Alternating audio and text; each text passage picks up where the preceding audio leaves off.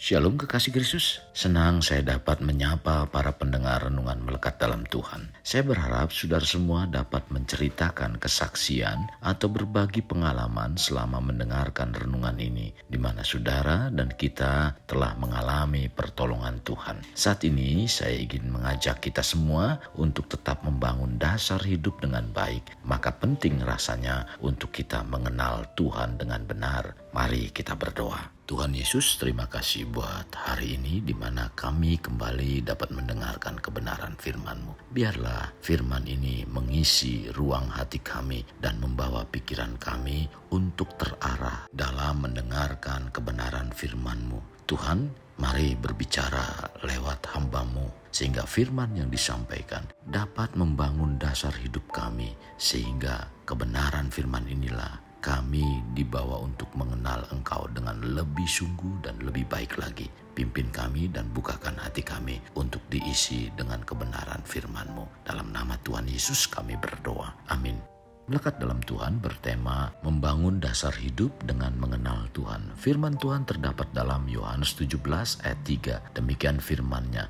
Inilah hidup yang kekal itu, yaitu bahwa mereka mengenal Engkau satu-satunya Allah yang benar dan mengenal Yesus Kristus yang telah Engkau utus.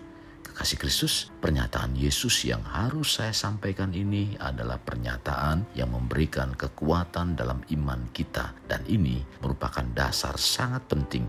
Dan itu harus tertanam dengan kuat untuk menjalani hidup keimanan kita di tengah dunia yang tidak pasti ini. Selama kita hidup di dunia, selama itu pula tidak ada sesuatu hal yang pasti.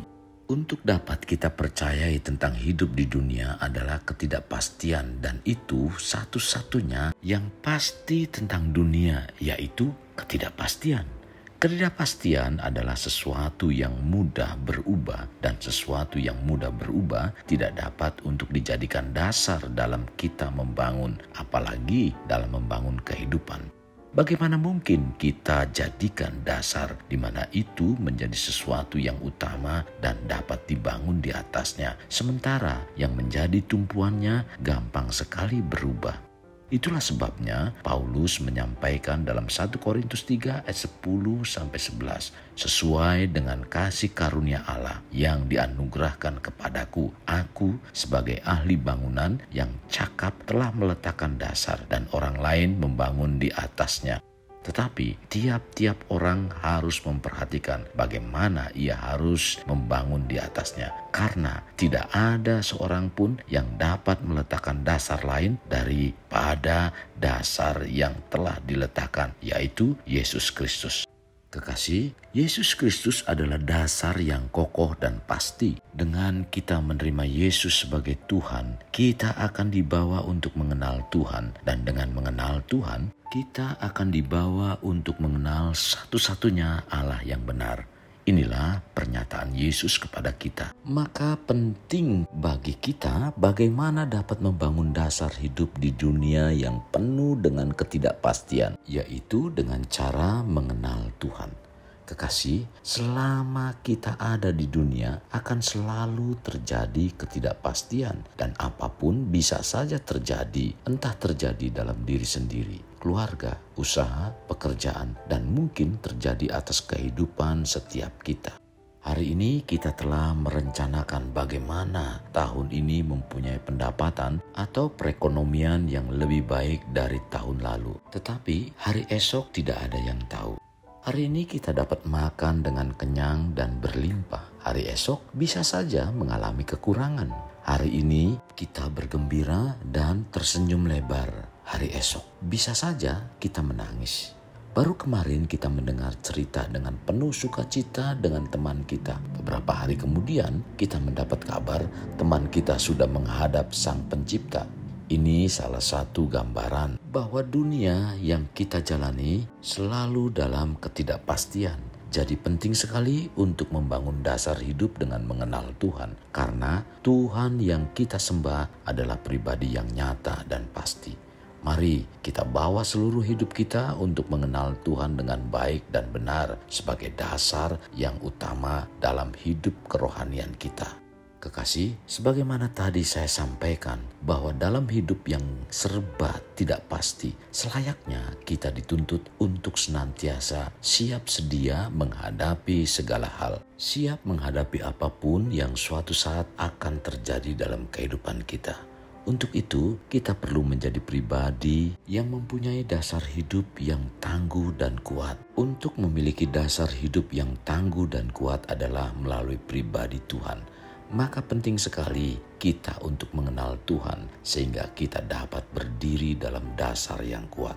Tuhan Yesus mengumpamakan tentang sebuah rumah yang dibangun dengan pondasi batu yang kuat. Maka rumah tersebut tidak akan mengalami kehancuran saat menghadapi badai. Tercatat dalam Matius 7 ayat 24-25. Tuhan Yesus menyatakan salah satu kebenaran yang paling penting di dalam seluruh pengakuan iman adalah mengenal Tuhan, dan untuk mengenal Tuhan tidak dapat hanya dengan diketahui secara akal dan logika.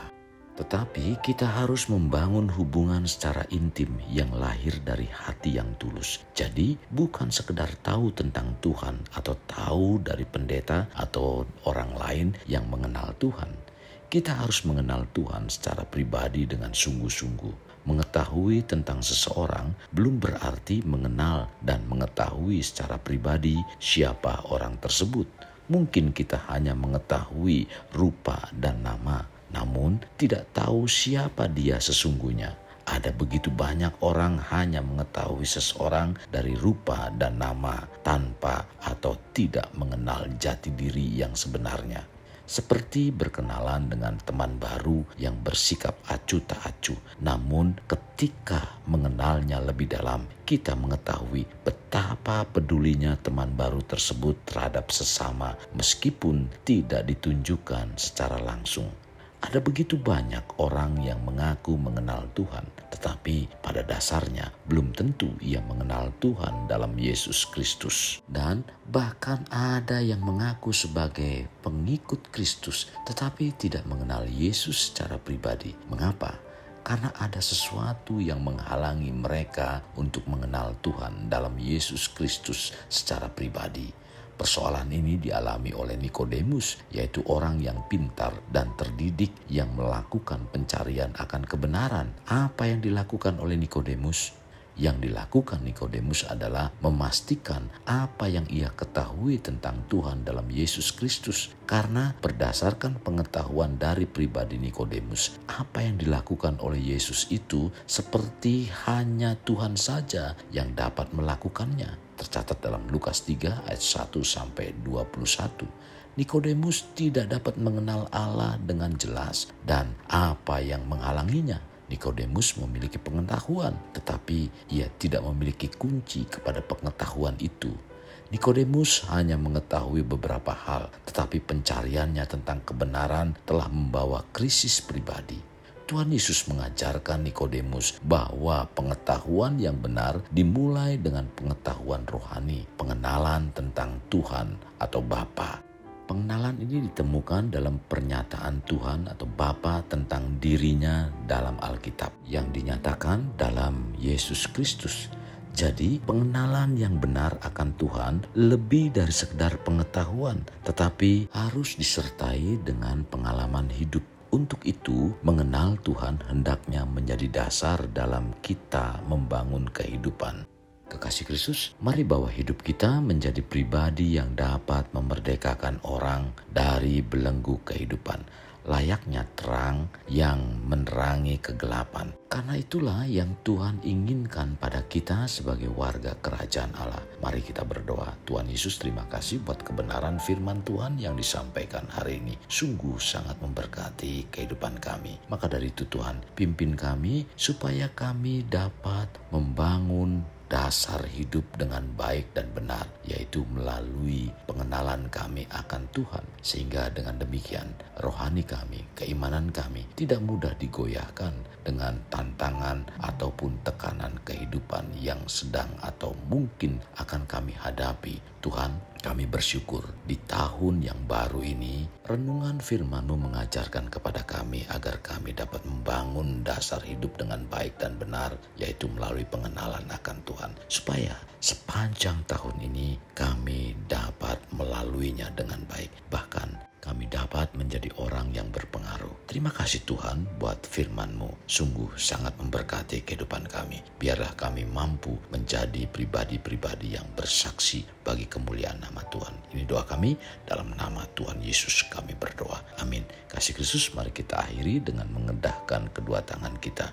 Terimalah anugerah berkat dari Allah Bapa, kasih sayang daripada Yesus Kristus, dan persekutuan dengan Roh Kudus yang memberkati, melindungi, dan menyinari engkau dengan wajah-Nya, serta memberi engkau kasih karunia di mana Tuhan menghadapkan wajah-Nya kepadamu dan memberi engkau damai sejahtera. Tuhan juga mencurahkan berkat secara rohani, berkat secara jasmani, dan berkat secara ekonomi, di mana berkat Abraham, berkat Ishak, berkat Yakub dicurahkan dan dilimpahkan dari saat sekarang sampai Maranatha tiba, dalam nama Tuhan Yesus. Amin. Sampai jumpa di renungan berikutnya. Tuhan Yesus memberkati. Jangan lupa like, share, dan subscribe.